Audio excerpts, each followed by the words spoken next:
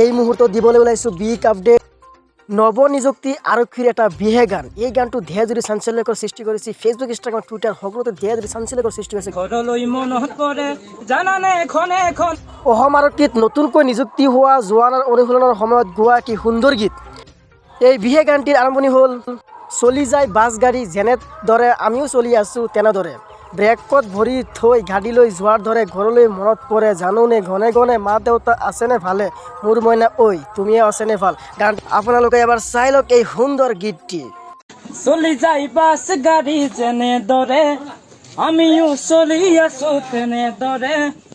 ব্ৰেকত ভৰি থৈ গাড়ী লৈ যোৱাৰ দৰে ঘৰলৈ মনত পৰে জানানে খনে খনে মা দেউতা আছেনে ভালে মোৰ মইনা ঐ তুমি আছানে কুশলে।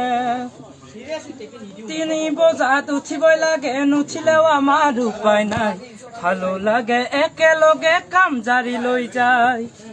গৰমত ঘামি জামি পিটি প্ৰেট কৰি কৰি 5 মিনিট ব্ৰেক পালে মুখত ওলাই হাঁহি।